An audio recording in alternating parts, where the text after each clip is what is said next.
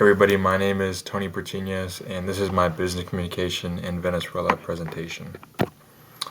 So, starting off with some social differences.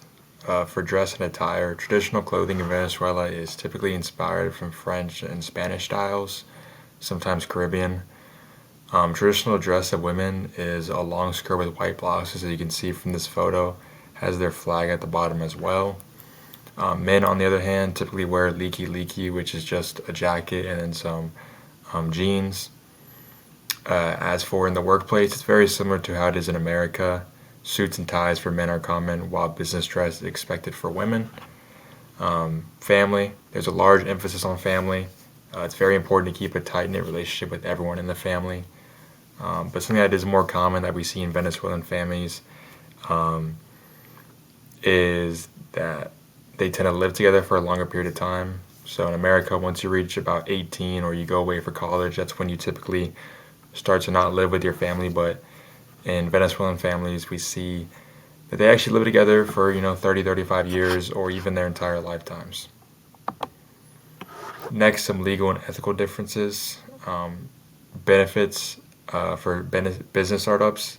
So despite Venezuela's economic volatility and high inflation rates, there still are some incentives to starting a business there, such as tax breaks, favorable financing options for new ventures, and then training and good educational initiatives to assist your company in its startup.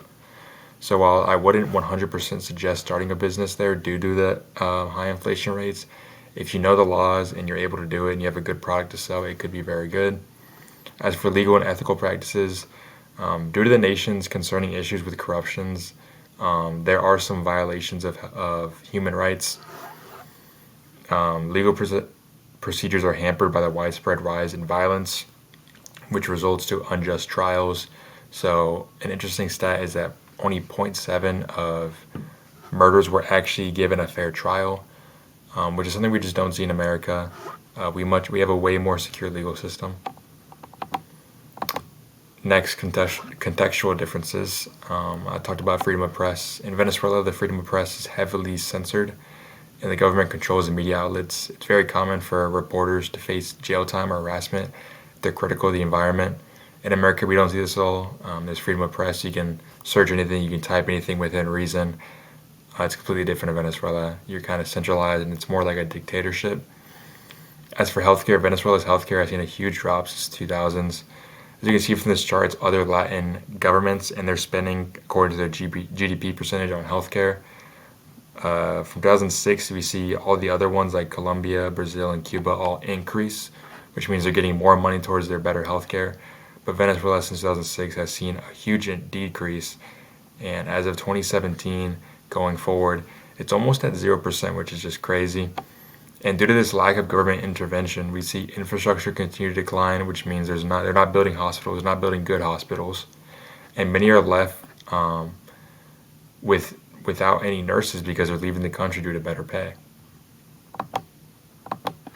Next, for some nonverbal differences, introductions and greetings are very similar to America.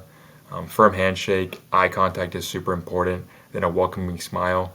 It's also important to greet them with the time of day that it is, so good morning, good afternoon, and good night. And then when you're in groups, it's actually interesting that you introduce yourself in order of age, so oldest to youngest. And then when you're leaving said group, make sure to say goodbye to everyone individually, not the whole group as a whole. As for body language and personal space, they're both very important in Venezuela. Being closer to a person shows a greater sense of engagement. And then having loud conversation with lots of hand movements and even touching is seen as a norm. So conversations that are far from a distance, people might even leave due to the lack of engagement. And the closer you are, the more engaged you seem. As for gender differences, the main one is women in Venezuela. Venezuela ranked bottom 3 out of Latin countries with an overall score of 0.7, which means women see a 30% discrepancy compared to men in places such as political systems or education. They scored a 0.2 in political environment, which shows a gender gap around 80%. And something that's super alarming in recent years is Venezuela is actually a very dangerous place for women. Despite the declining population we've seen in a couple years, female homicides have actually increased by 50%. And like I said earlier, only 0.7 of those cases are actually getting solved. and going to trial. And then as for gender roles, they follow a more traditional set of gender roles, so female masculine, and then men are the primary income earners while women are generally just the homemakers. Cultural differences, I saw that transportation is a little bit different. Driving cars just isn't seen as common. Most families just own about one car, whereas you see in America they own like 4 or 5, sometimes even more than that. And this is typically due to the fact that they have a really well-developed train and bus system that most people use to get around to either school or work. However, something very common there is picket pocketing. So if you ever go there, just make sure you're being very careful with that. Religion, similar to America, there's no official religion, but the most common is Catholicism. And what we see in Venezuela is that religion actually plays a very huge part in their cultural identity, with holidays like Christmas and Easter always being celebrated with a huge festival. Next, age differences.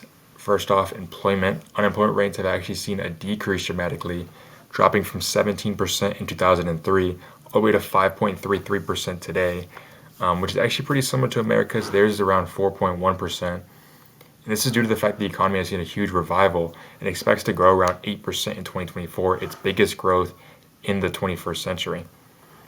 Now, as for retirement, the average age of retirement is around the same as it is in America, so about 60, 65 years old, maybe even less than that. But employment does start at 12 years old, once again, due to that poverty line. 90% of families live under that poverty line, which then causes kids to have to work earlier.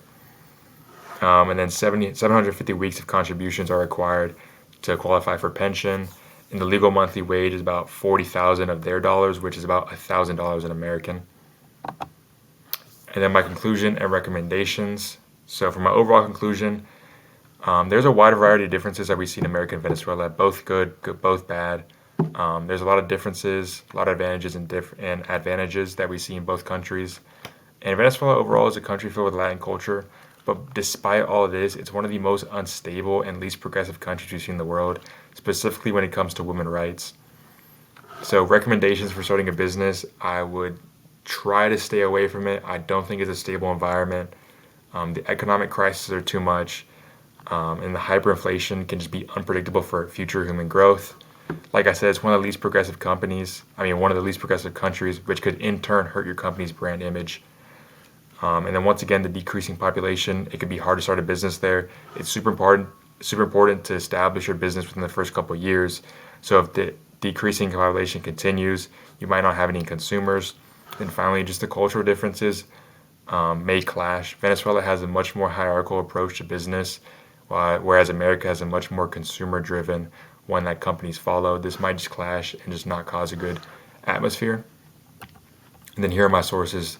Thank you so much for watching. Hope you all have